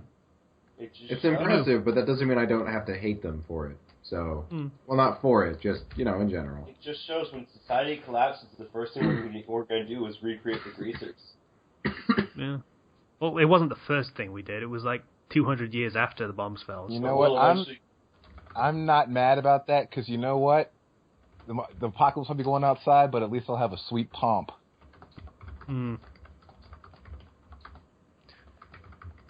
Anyway, yeah, I'm trying to think. Fallout 3 companions and what there were. I mean, there was Forks, obviously. There was the other ghoul. Jericho, the Raider. By the way, the only interesting thing they've done with Raiders ever. Just want to point that out. I can't really think of any others. Paladin Cross. Yeah, Paladin Cross, who apparently knew you as from a babiness. Apparently. Whatever. Everyone knew you was a baby, let's not forget. Everybody knows Sean when he was a baby, right?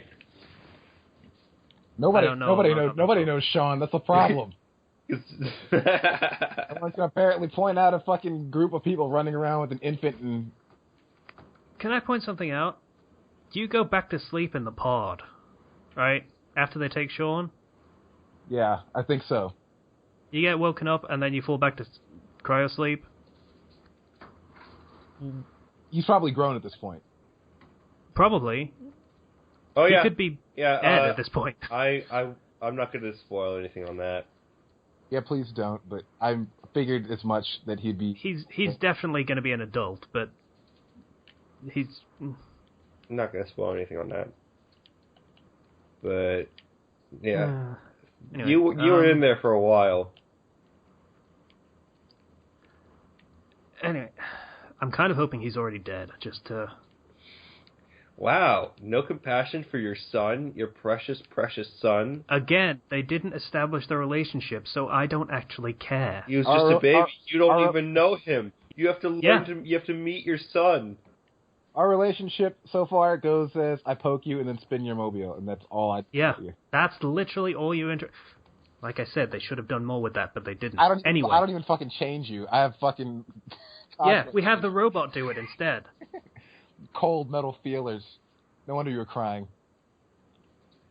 That could have been a good moment, you know, if they had you change him instead and he does the pissing in your face thing. That would have been hilarious. But they didn't. What were we talking about? Sidekick. Companions. Yeah. So I only know about Cosworth and 4. New Vegas. I didn't like Felicia Day. I don't know what her actual name is in the game, but let's be honest, she was playing Felicia Day.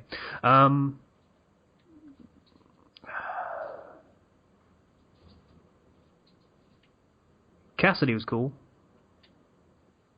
Cowboy lady that drank a lot of whiskey. Oh yeah, Cassidy She was kind of cool. I liked Cassidy. Yeah. Boone wins. Yes, Boone wins. Boone wins. Boone's scary.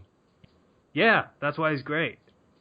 He also Fucking taciturn as fuck. He also kills everything before I can get to it. So fuck Boone. Raul, at least let's get shit close enough to get into a fight. If I'm feeling easy mode, then yes, Boone. But other than that, no. He's a good bodyguard. Can't complain about him being good at his job. Boone's awesome. Also, really disconcerting that he's also the voice of Max Goof. Really? Yeah. Wow. Same guy.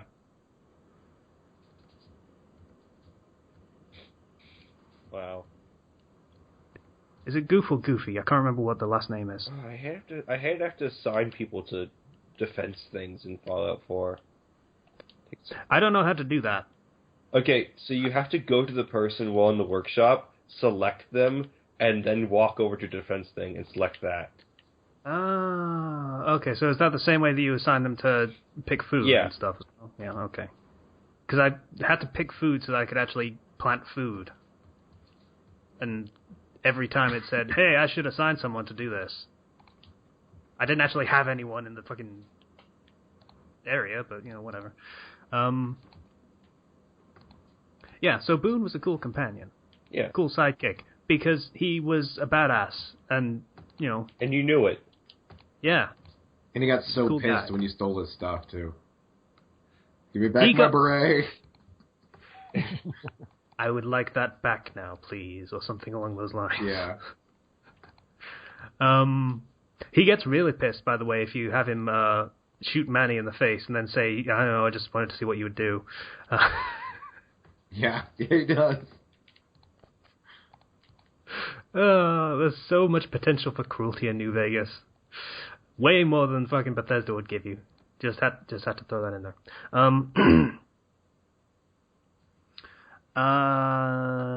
Yeah, so sidekicks. Apparently Ken prefers when they are not overshadowing the person they're supposed to be the sidekick of, which makes sense. Be a sidekick. Let me be awesome. I'm Morse-Day, you're Jerome, bitch. Don't forget. Was that a Mars Day in the Time reference? Yes, it was. The fuck, dude? Jungler. Oh wee, oh wee, oh. Anyway, we keep getting sidetracked. Oh my god. It happens a lot, yes. Like, this topic has been, like, a cavalcade of sidetrackings. So we need to make this a cavalcade of sidekickings, is what we need to do. You know who's a good sidekick? Quiet. Go on. Because she's hot. Quiet. Well, there's that, yes.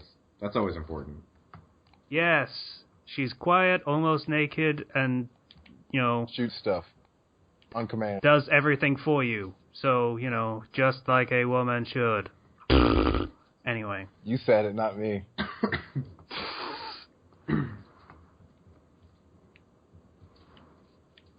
Anyway, it's still very strange to me that she undoes her top when she's in the fucking cell. I don't know why she does that. I'd ask questions.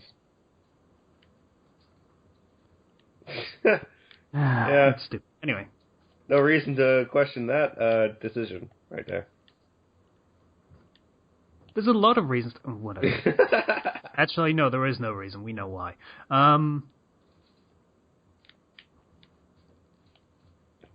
Because the director said so. And he went, Stop! Is the reason, that's why. Don't question the director. Mm. How dare you? So, sidekicks.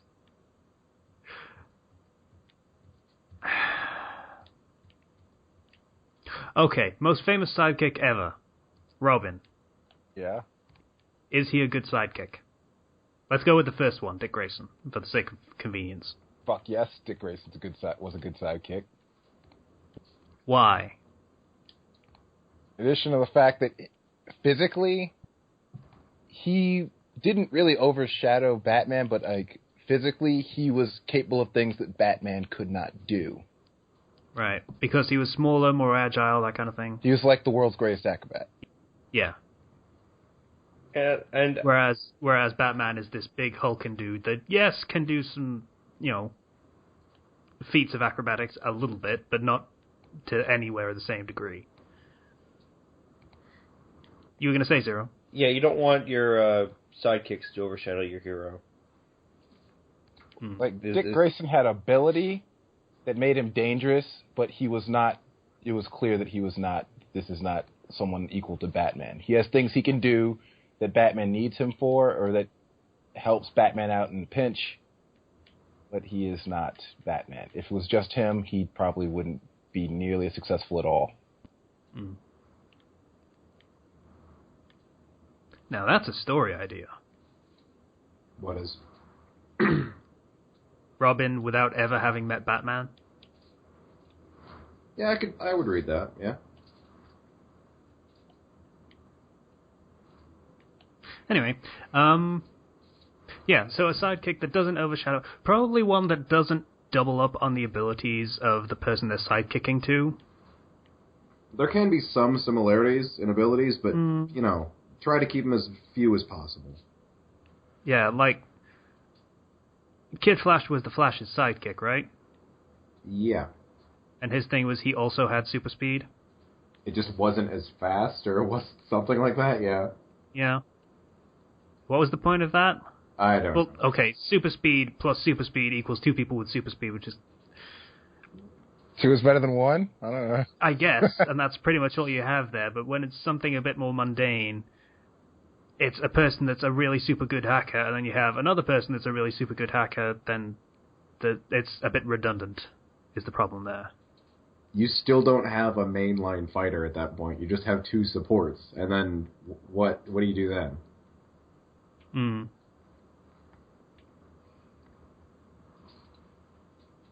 Yeah, so that could be a thing. Ooh, anything else outside? A fairly good sidekick that's not seen as a sidekick because this series doesn't seem to look at characters that way.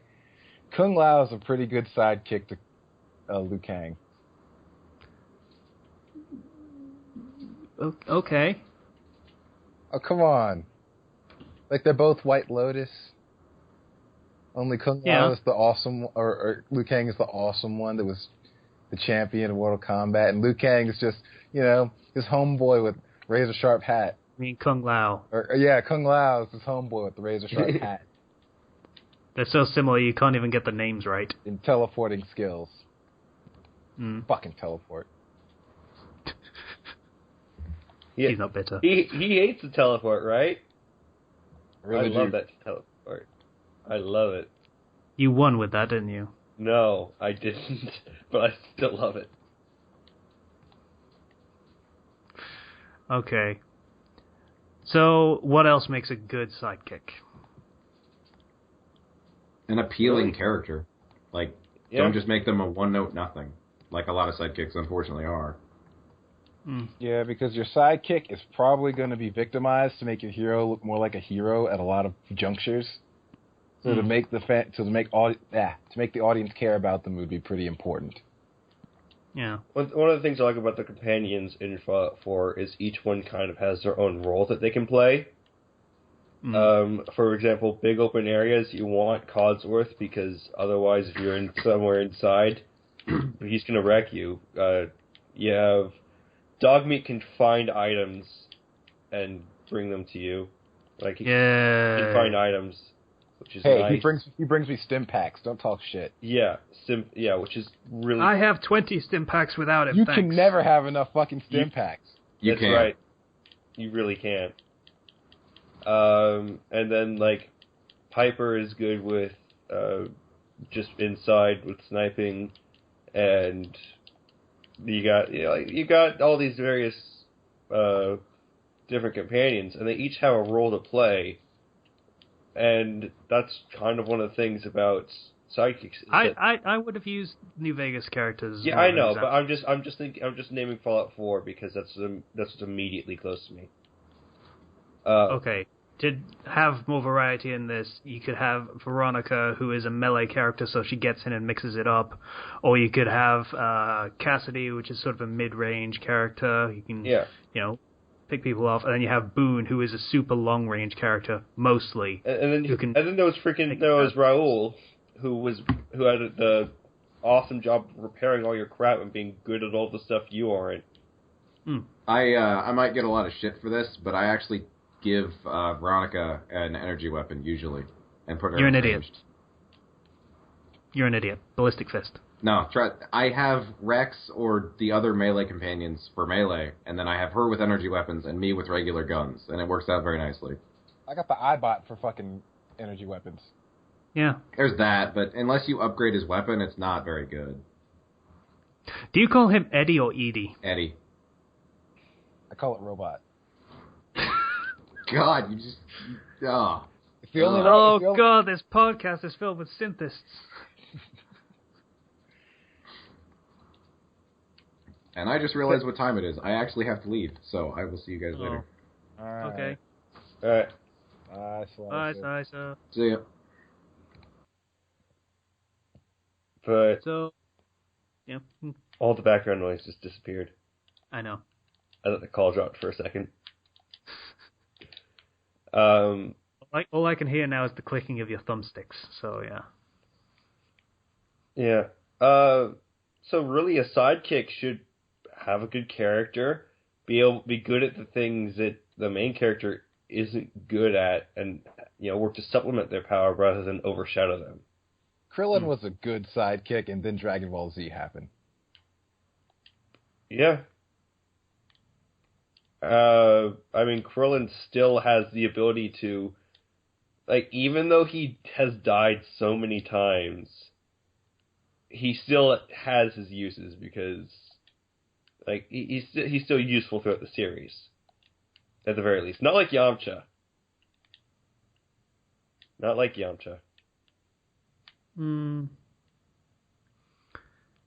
Yeah. Yeah, basically Krillin is, at this point, just one more person with some super techniques, so if you need something blown up, he can probably blow it up. But beyond that, in an actual fight, not so much. He's good at buying time. That's about it. But I don't know. Most of my info comes from DBZ Abridged, but he seems to be good at buying time because he just talks to people. Exactly. For a long time. Oh, fair play. Fair play. Yeah. Whereas, he's pretty much one of the most talkative of the people left. I mean, Piccolo doesn't talk that much, and Tien is all silent warrior now, and nobody talks about Yamcha anymore. So, literally, he's not even appearing in the movies as an actual fighter. Well, he retired, in fairness, after Cell, I think, or something like that. Yeah, and there's good reason for that. Yeah. I mean, getting a hole punch through you 5 minutes in the Android art, you're kind of done. Yeah, he literally didn't even get to do anything, did he? No, he got a hole punched in him. And then he just kind of was like, oh, screw you guys. I have a baseball career. Why am I doing this? Mm. A very successful baseball career. Anyway, anything else to say about sidekicks? No, it's pretty easy to do a good sidekick. All you need to do is have a good character and then not overshadow, have their own ability that helps supplement the hero. They're one of the easier aspects, I'd say, to get right compared to a lot of other things. Okay, recommendations. We have no reading this week, so I can. We've all been playing Fallout 4, so we haven't found anything. Yeah, basically. I will. I believe Slicer was one who recommended Twisted Reflections, that Dark Souls, and Familiar Zero Fic, and I'm gonna second that because I'm not gonna link it because check last week's episode. Check last week's episode. That's the only fic I've been reading lately. It's really good because it just manages to kind of improve upon things. There are some problems I have with it. It gets kind of confusing, which is probably because I didn't finish the Artorias DLC, and it takes a lot from that. It's not that. I could probably fill you in like 5 minutes if you wanted me to. Yeah, probably. The whole reason I didn't even finish the Artorias DLC was because I was putting points into Resistance, and my friend was like, "You should reset. You wasted those points." And so I reset, and then I kind of lost interest after that. So I still haven't beaten Dark Souls 1 because of that. Because I don't like resetting. He was right, you did waste those points. I know, I did waste those points. And I was having a much easier time the second time through, but I kind of fell off. But it's still good fic. The character, I wanted to talk about silent characters, because they give that silent protagonist words. And the guy admits that when he first started, they gave him words, and he's very soft-spoken later on because his throat freaking hurts. We get to talk more later on, and the author even mentioned that the fic originally was kind of more parodied. It was that's why they mentioned scaling and stuff earlier on, but then they changed it to a more serious tone, and the whole fic got better because of it. Basically, it had cerebus syndrome. Yeah, so that's why I want to talk about that actually. Fair play. But it worked out for it pretty well. So go read that if you have the time, if you're not playing Fallout, because you don't like dogs. Yeah. Fuck dogs. I want my Wasteland cat, damn it. Kenshi said it and now it can't be unsaid. Now I want it. Dude, what if there was a zoo and you had a Wasteland lion? That could be a thing. I would call it an Nemean or something. A radioactive lion sounds awesome. Yeah. Yeah, it does. Good luck taming it. Yeah. I will tame the heck out of it. Okay. My re-recommendation is Vigil. Again, go check the episode last week. It's pretty good. Yeah. Vega is indeed a bear in that We're basically just repeating it. Go read those. Yeah. It's actually pretty good. Yeah. It very recently has basically redone the cast of Firefly in the Mass Effect universe, more or less, in the last couple of chapters. And, what's his name? Cade from Destiny? I didn't play Destiny. No? Kenshi didn't play Destiny? Nope. Okay. Well, Cade from Destiny, voiced by Nathan Fillion, he is basically subbing in for Malcolm Reynolds from Firefly, because they're voiced by the same guy. Well, they're both played by the same guy, rather. And it's just rebuilding the entire cast of Firefly, sort of, with Mass Effect-styled characters. Yeah, and it's pretty good right the way up to as far as it is. So, good stuff. Recommend reading it. Vega's a bear. Yeah, I keep hearing He has a catchphrase. It's sup, hombre. That's great. It's a bear. Hmm. All right. That's it. And Shepard has a cat sidekick. I should point this out. It's an uplifted cat. It is Nordic and believes in Norse religions. Yeah. So every time it dies, it thinks another version of itself is in Valhalla. That's actually pretty funny. It's awesome. Yeah, so go read that fic. Again, link is in the previous episode, because I'm not doing it again, because at this point we have no links. So it makes my life easier for this week. Okay, last 5 minutes. What's the first mod you want for Fallout 4? Okay, mods. That's actually a good question. My vote, while you're thinking, is going to be the Wasteland Cat. Turn the dog into a Wasteland Cat. That's what I want a reskin for the power armor to make it look like the Iron Man prototype suit. That's going to happen. Because that's what I feel like I'm in. Yeah, it basically looks like it, in fairness. If I can get that, Actually, it looks kind of like War Machine with how it opens up at the back. I'd just be so happy, because it's basically like my whole thing with the Cordova Raider base was basically it was an almost bit of a reenactment of the beginning scene of Iron Man, where you're going in and you're just killing everybody in the giant suit. Yeah, it's great. Jump jets on the power armor. There already are those. Are there? Yeah, but you have to unlock them, I think. There's like a jetpack thing so you can jump really high. Yeah. I saw it in the trailers. I might be more into this game now. Thank you for that, Zero. You've brought me back in. I just want to upgrade this power armor. Reskins for the fucking walls. Yeah. The ability to reskin the walls, rather. The ability to take down pretty much anything, including the shitty houses that have been bombed out. And their foundations.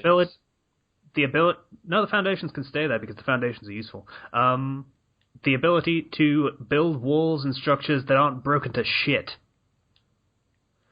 I get that they're trying to go for an aesthetic. People don't want to stick to the aesthetic. If they're building things, they want to build good things, not shitty things, just because there's only shitty things available. Fucking idiots. Anyway, Kenshi. Let's see. I don't know.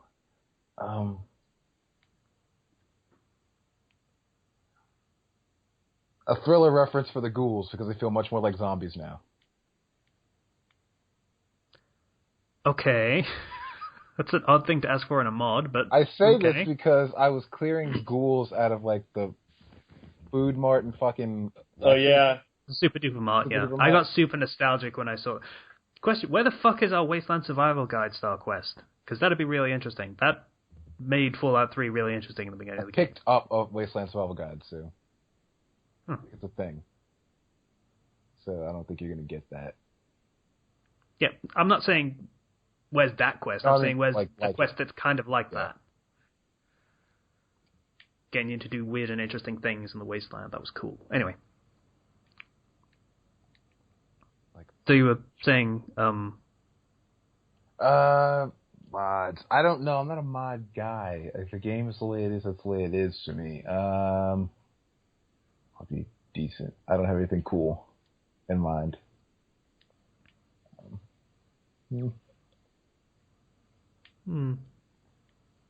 Okay. I'll take... turn one of the skins from one of the characters into your wife. Okay. The wife. No, that's fair. I mean, I did spend some time designing a wife character at the beginning of the game. I did that because I kind of expected her to do something. Like, yeah, and she just gets shot in the first 5 minutes. Yeah. That's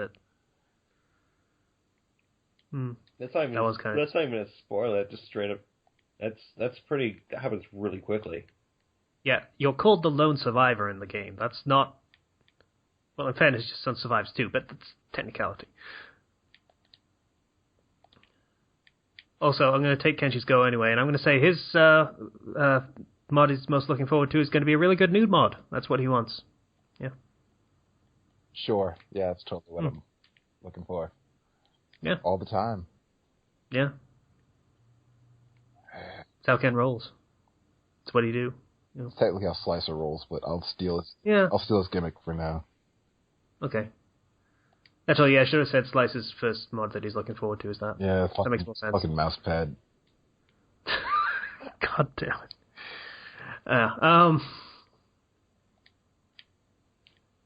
Right, we're at over 2 hours now, so I'd like to thank everybody for listening to the Fandom Flux Podcast episode 111. If you'd like to get in contact with us, you can do so through the Blogspot page. No, you can't. Through the YouTube channel, through the comments. I've done so many of these different intros that I've fucking lost track. What's the date today? We did the Patreon donations last week, didn't we? Yeah. Yeah, okay. So we're fine.